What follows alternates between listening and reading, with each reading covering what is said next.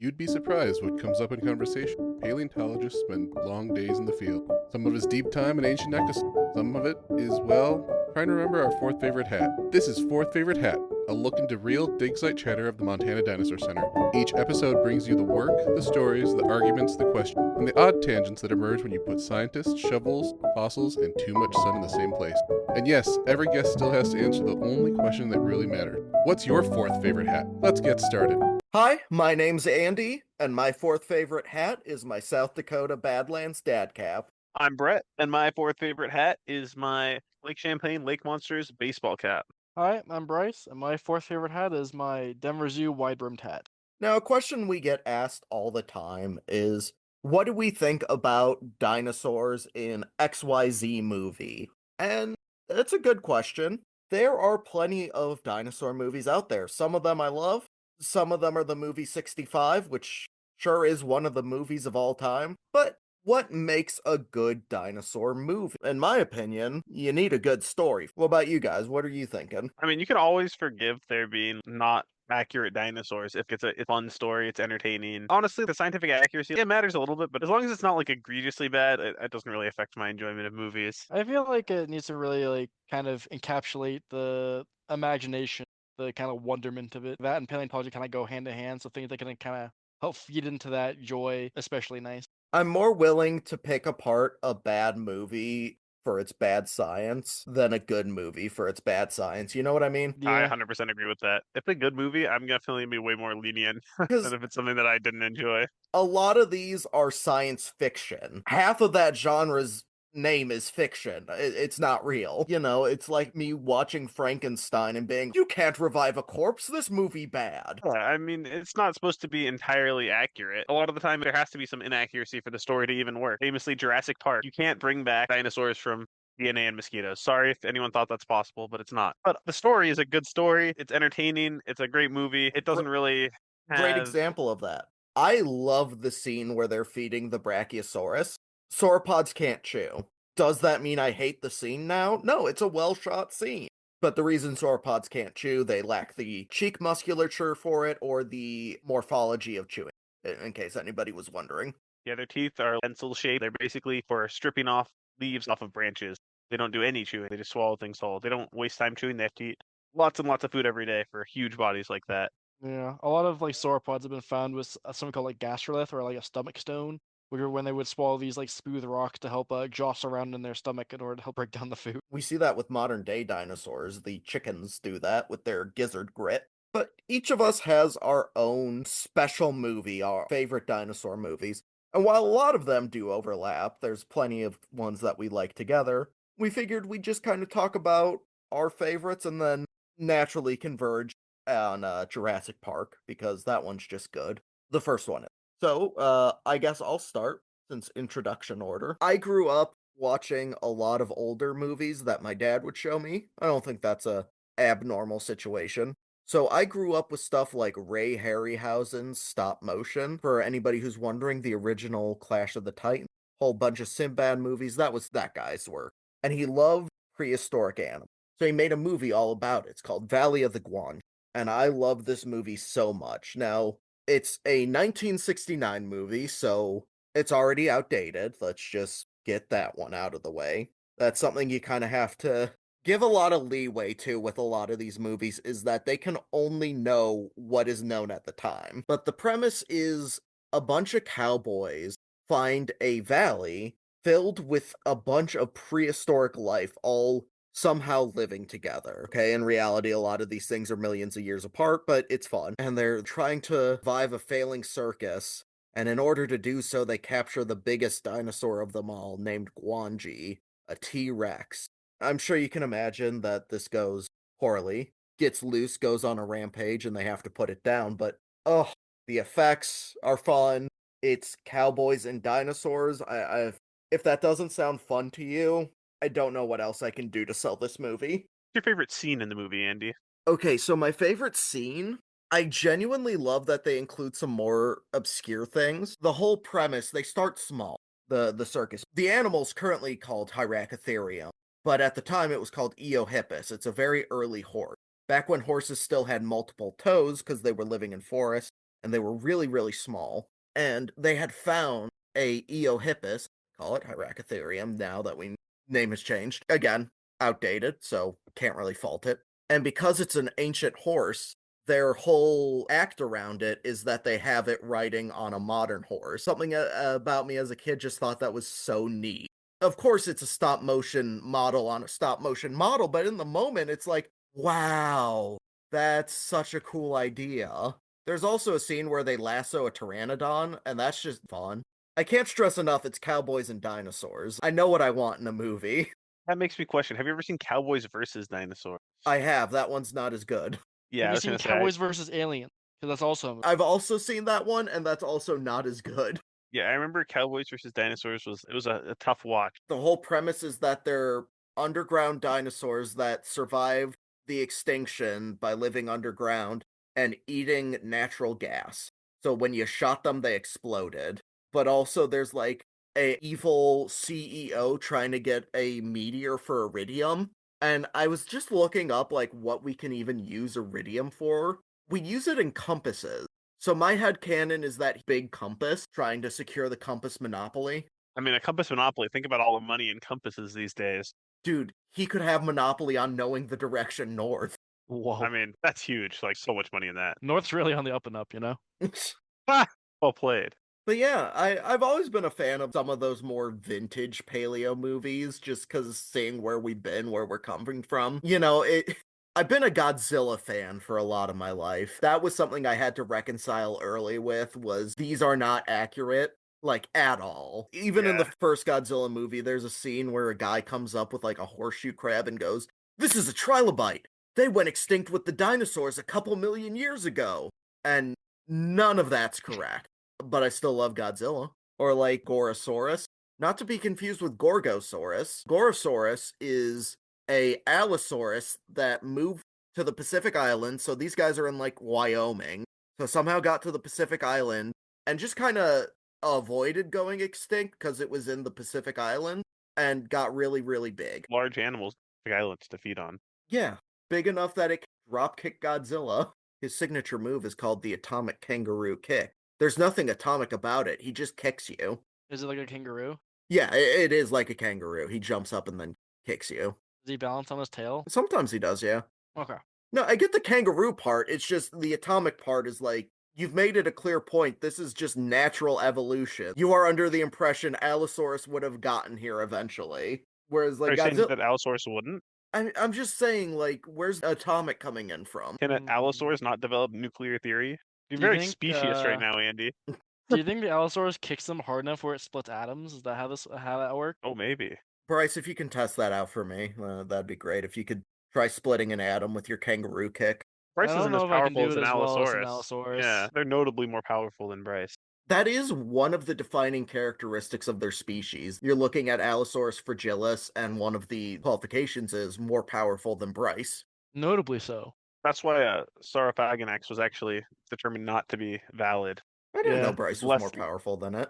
Yeah, exactly. That was the main determining. You got to check out the paper. Saw a talk on that at SVP last year, actually, about the weakness of his kicks in comparison to me. Oh. And then you stood up and, like, jumped up with your powerful legs, kicked the presenter. Yeah, Part of the presentation. It would be rude I not got to. paid well. 5 whole shiny nickels. You get paid the big bucks. I mean, I would have done it for 3. Man, generous man. 3 grimy nickels. But no, he got 5 shiny ones. What about you, Bret? What's your favorite dinosaur-related movie? I'm not sure if it's my favorite, but it's one I'm kind of interested to talk about. You guys, I'm a big history guy. Love history, learning about it, reading about it, and everything. So I want to talk about one of the earliest dinosaur films, The Lost World from 1925. Before that, obviously, it was a book by Arthur Conan Doyle, but this was one of the kind of the first time dinosaurs really showed up in movies. It was a silent film, and it had a lot of early ideas on dinosaurs, you know, not stuff that we'd see today, we consider accurate today. But it was the first spectacle where people can, you know, see these big creatures on screen, and it kind of helped introduce like a whole generation of people to the idea of dinosaurs. In fact, I'm pretty sure people have probably seen clips of it. It's another stop-motion movie, for the dinosaur parts at least. The scene where T-Rex fights the Apatosaurus. Yeah, there's lots of scenes in it that are definitely recognizable to, I would say most people probably have seen at least still images from some of them. I genuinely think people can talk about oh, it's inaccurate now, but these old pieces, you have to almost out of reverence, in a sense, see them to know where we've come from. Yeah, that's a big part of science. You have to see what people used to think. If everyone was right all the time, then science wouldn't be a real thing. That's the Mhm. whole thing is you have to have a hypothesis and you have to see if you can prove it or not. So seeing like what people used to think and then compared to today, be like, wow, look at how much we've learned. And then now we look at stuff today and it's like, well, how different will it be in the future when we've learned more? Similar to, talking about how things have changed, a similar movie in a sense, the 1959 Journey to the Center of the Earth. Have y'all seen it? Not the original. I've seen like the new, well, like the remake of it that came out like a Oh, decade and a half with Brendan ago. Fraser. If probably That okay, whatever the that newest one was. credit where credit's due. Very accurate depiction of a geologist's living space. In the original one, there's a scene where they get ambushed by what's supposed to be Dimetrodons. Do you want to know how they did the effect? Oh, They put cardboard fins on iguanas and superimposed them to be larger than the people by several times and just let the iguanas run. that's kind of funny. It's That it's Now so I is want to good. very watch this funny. scene. Like, Yeah. And then I think later they have like a lizard that's just painted red to be a different monster. It was a Oh, very lizard centric filming style. we're doing like old JRPG enemy conventions now, or this guy's stronger because he's blue. That's not a whoever knows red is the Dimetrodon, most powerful. that's an elite Dimetrodon. It gives double the loot. Yeah. I forget which one it is, but I could have swore I played like an old game where like they had like a Dimetrodon guy called Dimetrodon, and then like the stronger like red one would just call like Trimetrodon or something. That's great. That's a great name. I swear that happened. I'm pretty sure. I don't doubt it. That sounds like something that would happen. Yeah, just a random like dinosaur media history fact. Did you guys ever see the first ever dinosaur animation? With Gertie. No. Yeah, Gertie the dinosaur in Yeah. 1914. It's just this very goofy guy, like this black and white, just line drawing motion pictures, 12 minutes long. They're walking around and She eats all the leaves off of a tree. She also just throws a mammoth at one point. yeah, It's like, Gertie, you didn't have to do that. You chose to. it's just fun. It's a fun little guy. She did a big role in like dinosaurs kind of being commonplace. Because now there's a Yeah, dinosaur in the movie. it was the first time anyone saw one moving around. Yeah. Yeah. Well, And of not course, an avian dinosaur, of course. Yeah, but they didn't know birds were dinosaurs then, so that is you can look at it and be like, oh, that's inaccurate, but it's still fun. yeah, She's just living her life. Gertie's top tier. yeah. I just like its goofy smile. Yeah. Bryce, what's your favorite dinosaur movie? This does kind of segue into that in a clever twist. I'm going to be talking about the classic Don Bluth's The Land Before Time, an animation that came out a little bit later than 1914. It came out in the 90s. You're saying that Land Before Time is more refined than Gertie? I didn't Just say a more refined. tad. You just said newer. Gertie is a titan. It's got to be said. Land Before Time is a little bit more recent. That being said, much like with the movie Andy was talking about, time doesn't really have a bearing on dinosaurs can appear in this movie. I'm sure most of the people who listen to this have probably seen it. You get dinosaurs from all different periods. The main group even is just you got people from the Jurassic and an Apatosaurus, a Stegosaurus. You got guys from the Cretaceous. You got guys from the end Cretaceous, guys from like the kind of like late Cretaceous. Not a lot of real temporal overlap between most of the characters in this movie. That's okay. It's absolutely gorgeous. Don Bluth animation, amazing. And it just carries such a nice little message. We get like this main message where you have these different groups who don't really get along, and through a journey where they all have to make it together, they have this found family aspect, and they kind of all like learn that all these different dinosaur groups are pretty good. It's just a good family friendly movie that teaches you a lot of good lessons, and it's just really pretty to look at. I will say, a wild change in genre from the first one to the sequels. Yeah, very much so. Going from a more of just a life or death adventure, trying to find their families and a safe place to live after catastrophe. This is also a catastrophe film. You're also glossing Also, just over the uh, horror aspects. yeah, Littlefoot's Yeah. tragedy Yeah, Littlefoot, spoiler alert, but Littlefoot's mom being like brutally killed. in By front the of shark him. tooth. Yeah, And then in Land Before Time 2, you have the Struthiomimus singing about how much he likes eating eggs. yeah. It's Is like, the second one the one where they're returning the guy to ocean? The little... No. That was the one where they first Chomper though. They actually have to like they hatch him. Oh, okay. Yeah. That's is that the third one then when they they return him? you're thinking of Journey Uh, to Big Water? Yeah, of course. Journey That's to- what I'm talking about. Yeah. Journey to Is Big that- Water is sick. is sick? Oh, okay. Yeah. Yeah, I remember that one. I'll say, even though the sequels are notably more chill than the first one in terms of content, I think like the first 10 of them are honestly pretty good. They're It's just all like, fun like family movies to yeah, watch. when I was a kid, like we had like all of them on VHS, and there was, I forget, it was the second, I forget what it's called, but it was the second one where they kind of went to the big water, and there was the one where there was Mo the ichthyosaur. I watched that VHS tape until the VHS tape broke. Yeah, I remember watching that on VHS many times. I do gotta say, after the first one, way less mother death in them. Yeah, honestly, Less less traumatic. death in general. Still good lessons, but less death. Yeah, like how they teach a carnivore it's okay to just eat bugs. Yeah. Yeah, Chomper's not making it out of adolescence at that rate. Dude, but that did give us the banger song "Friends for Dinner." Bryce is a fan of Friends for Dinner. Yeah, Anytime I'm cooking, he just comes up behind me and starts singing it. I do. It's a good That song. movie was also very fun because like Chomper's parents kind of had one of those moments where they like location, they're like, "That boy's not right." Not in those words, but that was the implication. It was very funny. I also love the jump between the first two movies. The second movie, there's a attempt at some education. So, you know, in the first one, they've got Sharptooth and Longneck and Three-horn.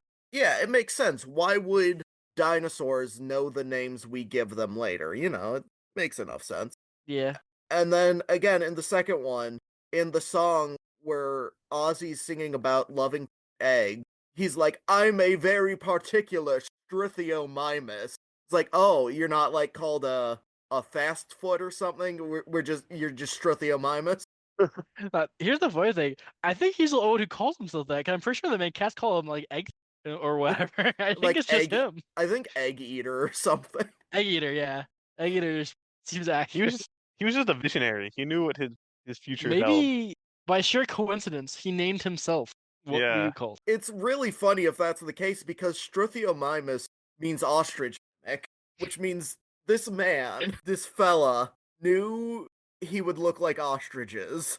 He also knew Latin. Yeah. He invented Latin, actually, given the time of the movie. I guess so, yeah. The time of the movie being generic Mesozoic. You I think know, that's all the of them. it's the land before time. Why should we have to classify when they happen? Yeah, clearly there wasn't time back then. Before time. That's true. It's in the title. I remember we were You know what? watching it with Dustin, and then we were watching the scene. It was like at the start where like big crevice appears and the Sharptooth on one side, and it looks like they're gonna like get away, and the Sharptooth jumps like 150 feet across the crevice to the other side. I remember Dustin and I looked at each other. We're like, he's an athlete. He's a track star. Look at him go. He also has a very high durability level. He fell to the bottom of the crevasse, laid it on his head, and was pretty alright, actually. Okay, but have you seen pathologies in tyrannosaurs? Yeah, that's I mean- fair.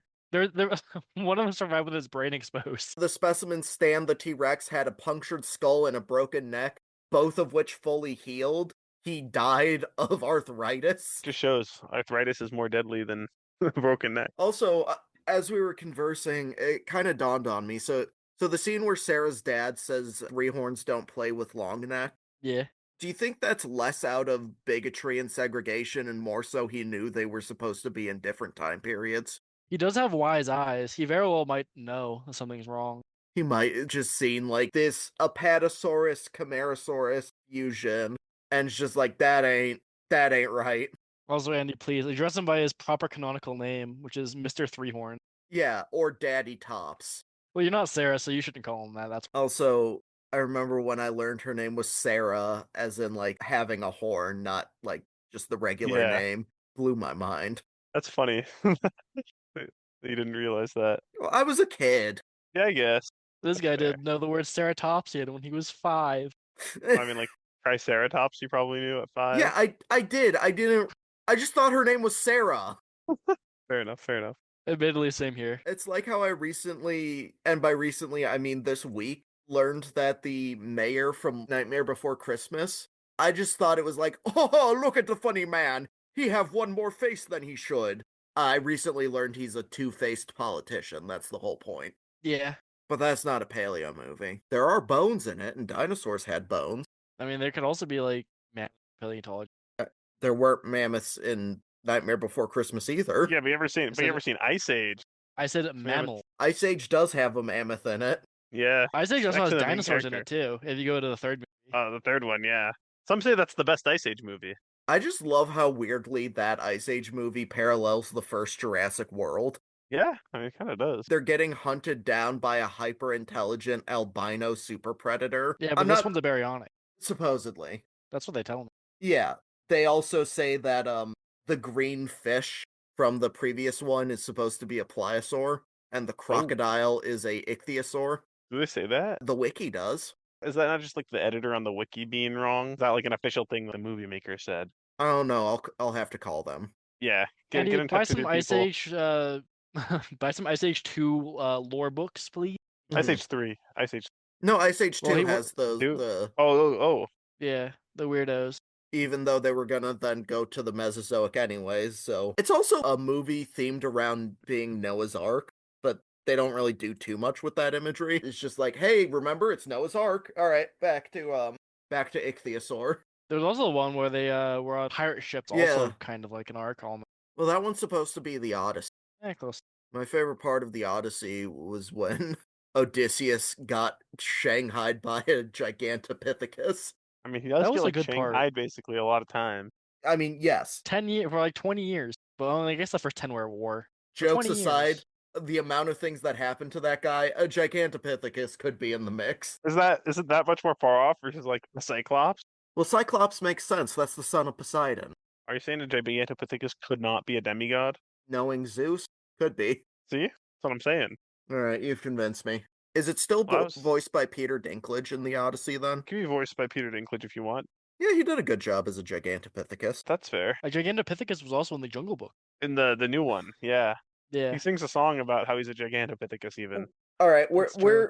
we're stretching the definition of singing. I mean, he kind of sings. It's just pitched down. He's like, "Ooby doo, I want to be like you." That's just Yeah, that's talking pretty, with rhythm. That's a pretty good song. I mean, what I mean, is like singing Johnny besides Cash. talking with rhythm? No, Johnny Cash is different. As in, he's not a Gigantopithecus. Yeah, he's built different, i.e. human. He's decidedly not a Gigantopithecus, I suppose. Have you seen like the Gigantopithecus size estimates are like getting like downsized? I won't be surprised. Because it's mostly known from like jaw material, and people are starting to like think that it was like it's just that its jaw was like large for its body size rather than like being so as large as it is. It makes enough sense. So they're thinking it might only be like 6 feet tall rather than like 8 or whatever it was before. Yeah, it's still not something I want to have a fight with, though. I mean, no, of course. Kind of some interesting paleo talk going on right now. Oh, yeah. I don't know if it's decided or not. I'm not that up to date on the Gigantopithecus lore. Do you remember the Walking with Cavemen series where they had a Gigantopithecus puppet yelling at the cavemen scene?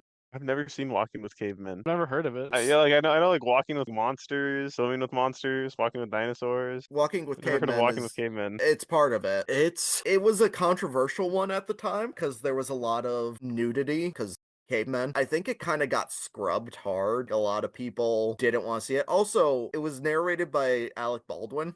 Huh. And they had some good prosthetics for the actors and the different hominids. They had Homo ergaster, they had Australopithecus, they even had Paranthropus. They had a whole bunch, and it just kind of didn't take off. I've never even heard of it, so Yeah. clearly it didn't. Don't you want to hear Alec Baldwin talk bored about cavemen? Oh, he's like bored. He's like not even like excited. Oh, he does. If memory serves, he does not care to be there. Kind of funny. Now I need to go watch this. I just remember the behind the scenes clip of the people in the Paranthropus prosthetics, and she was just talking in a very posh British accent about how she could only eat carrot sticks in this costume because her mouth couldn't open enough. Anyways, there was a scene where there was a Gigantopithecus puppet, and he kind of yells at people. Can you imitate this scream? And he's like, "Ah!" Oh, so it's like kind of a roar.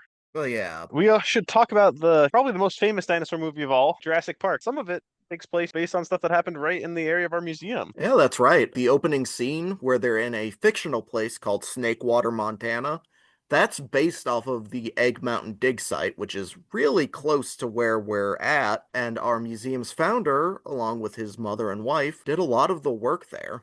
People who initially found it. Egg Mountain being the location where the very first baby dinosaur bones were found, as well as a whole host of eggs. Hence it being called Egg Mountain. I should clarify that scene is filmed in the deserts of California, so it looks a lot different than Egg Mountain, but it is based off of Egg Mountain. And where they find a quote unquote velociraptor there, all right, well, that's not true, but you can find eggs. They actually mentioned the little town not far away from where our museum is called Shoto.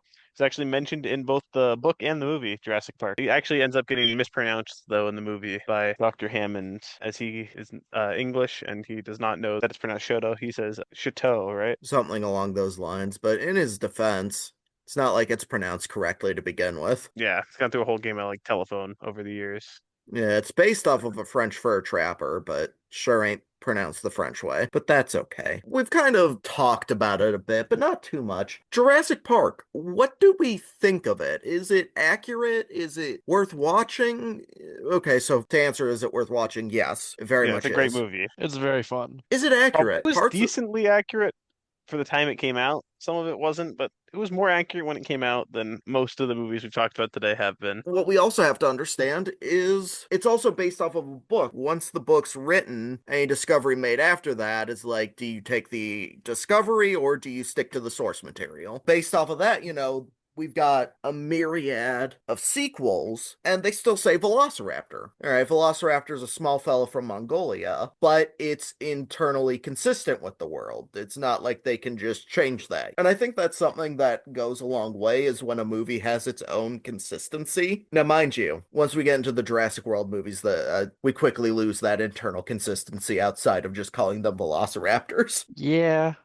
I did like how, like in the third one though, they have ones that like little remnants of feathers on their head. So there's like two different variants of Velociraptor that exist in canon. That's kind of fun. I feel like Jurassic World was a franchise of, here's a neat idea, oh, it's gone. Whereas Jurassic Park really gave those neat ideas a lot of love. Of the three, which is your favorite, Andy? I mean, I hate to sound basic, but it's the first one. Don't get me wrong, the third one's fun. A lot of people bash it, and I get that, but big monster have big fight. Like, what's not to love? That's fair. True. I mean, I think when I was a kid, I watched the third one the most because I really liked Spinosaurus. I would argue that Well- movie's the reason why so many people like Spinosaurus. like Spinosaurus, yeah.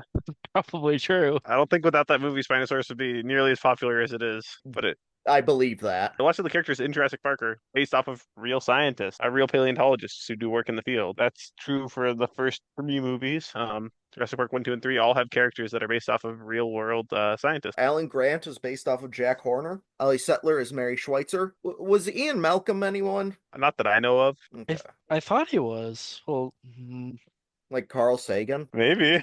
Not a paleontologist, so I'm less aware of that. Yeah. Then the second one, we've got Bob Barker, basically. It's a pretty accurate portrayal of him. They look pretty similar. Yeah. Anyways, Bob Barker was a large arguer that T-Rex was an active predator. He got ate by an active predator T-Rex, so he was very satisfied with that outcome. And in the third one, David Verricchio, a fellow at Montana State University, who's more or less the world's leading expert on dinosaur eggs, is portrayed as Billy, the fellow who steals Velociraptor eggs. He's much less a fan of his portrayal than Bob Barker was of his. Bryce, say it looks something. like Ian Malcolm is based off of a hodgepodge of different mathematicians. So not one in particular, but kind of like a haunch, like a group. It sounds like Ivar Eklund might be the main one that influences character, but there are a couple others. Yeah, I never knew if he was supposed to be like a specific person or if he was just supposed to be like a generic kind of math guy. I just always assumed Carl Sagan because he had that publicity aspect to him, and Carl Sagan was pretty well known in the public community. Yeah. Yeah, that's fair. His style was apparently based off of a guy called Heinz Otto Peitgen, which is another mathematician who worked with fractals and chaos theory. I mean, that makes sense. That's what he did. He did talk about chaos theory. Didn't they make a spin-off series called Chaos Theory? That's one of the more teenage-oriented animated things from Jurassic Park, isn't it? I believe so. I haven't seen it myself. I know it's animated. Yeah, I thought it was supposed to be like the big kid version of Camp Cretaceous. That being said, I've never seen it and know literally nothing about it besides that it exists. Yeah, I'll hold off on making claims since I haven't seen it either. That's just Googling it, it also kind of looks like that. Jurassic Park, of course, is hugely influential in terms of paleontology and in terms of inspiring paleontologists. Like lots of people were partially inspired by like Jurassic Park and other films like it. My Yeah. love of dinosaurs fed into my love of Jurassic Park. Are there Thought any of that the was- Jurassic World movies that you think are worth watching? I mean, depends. Do you like bad movies? Then yes. I love watching bad movies. I It can be fun. I mentioned growing up on old movies like Godzilla movies. I love those so much. There's so much trash in them. If you want something that's just bad to laugh at with your friends, yeah, But they're entertaining. it's a They have some dinosaur movie. Like they have fun dinosaur designs. yeah, like I'm supposed to not see the dinosaurs. Bryce, would you like the Jurassic World movies more if there were more hadrosaurs in them? There's a decent shot of it. Like if there was like a Trachodon on the big screen, A Trachodon, would you go watch that? probably. I'd be curious to see what a dinosaur that's very dubious, mind you, that's only really known from like scattered teeth looks like. Yeah. That'd be kind of funny. But- I mean, that's one of the more like exciting ones I think because that would they have a bit more leeway with design, I mean, I guess they couldn't really be wrong on it. right? But Bryce, keep in mind, it's Trachodon the Yu-Gi-Oh card, actually. Oh, the little raptor guy. Yeah. Who's Not to be apparently confused with Yorubi. he's apparently a dragon anyways, so I don't know. Oh, interesting. Early Yu-Gi-Oh types were just whatever. Yeah, I think that's before they actually made the dinosaur like archetype. No, they So had they- it. Did they in the beginning? Dinosaur actually is in the very first set of Yu-Gi-Oh. Really? Yeah, they just Yeah. didn't. Oh, okay. I figured that I was like, oh, that might be just one of those weird quirks where technically it didn't exist yet, but I guess not. Yeah, no, it was around. Yu-Gi-Oh probably actually is the best dinosaur movie. It's I true. mean, would you watch a Yu-Gi-Oh dinosaur movie, Andy? If there was like a Yu-Gi-Oh movie about dinosaurs, you would watch Like- it for sure. Do you even have to ask that? Yeah, I would. Yeah, that would be pretty entertaining. I watched Dinosaur King, and that was just Pokemon dinosaurs. That's fair. I remember getting very annoyed with the typings though, because I didn't agree with them. Yeah. All Which the one was the worst typing? I don't know, all the Ceratopsians were lightning typed, and I'm like, why? Why can't we have a Ceratopsian that's fire or earth? In Fossil Fighters, there was like a good mix of typings. Yeah, that's what I like. When are they gonna make a Fossil Fighter movie? Man, when are they gonna make another Fossil Fighter game? You know, prediction: 7 years from now. Ooh. Here's a good question. Are we counting documentaries as paleo movies, or are those their own thing? I'm not sure. I think those are kind of their own thing. I would Mhm. not count a documentary as a movie. I think it kind of exists in like a different genre. We kind of toyed around. There's some fun documentaries. There's some rough ones. You know, it's the nature of anything. It's a good lesson to say just because something's a documentary doesn't mean it's accurate. Yeah, that's fair. That's not me saying automatically distrust stuff. It's see their interpretation and then research off of it. I forget which documentary it was. It was one that came out in like semi-recent years, but there was a very funny scene where an apatosaurus had reared up onto its hind legs in order to squish a allosaurus. It did so, and the allosaurus got up and ran away. It survived that somehow. That was very funny. The Resilient Fellows. It wasn't like a grazing blow either. It stepped on its ribcage. It stepped on it. Well, remember, Bryce, they're more powerful than you. That's true. I wouldn't be able to Otherwise- take other- that. Otherwise, they wouldn't be Allosaurs. Hopefully, you guys enjoyed our insights on what it's like being a paleontologist and seeing dinosaurs in media. And you've listened to us yap about it for a bit. Why don't you tell us some of your favorite instances of dinosaurs in movies? I've been Andy. I'm still Bret. I will be Bryce. Hope you guys have a good one. That's one conversation down, and there's millions more waiting for us out in the ancient dirt. If you want to join the crew on their next auditory adventure, subscribe to the Fourth Favorite Hat, the Montana Dinosaur Center podcast, available wherever podcasts are distributed. You can follow the museum on social media at TM Dinosaur Center, visit tmdinosaurcenter.org, or swing by the museum in Bynum, about 80 minutes north of Great Falls on Highway 89. Thanks for listening.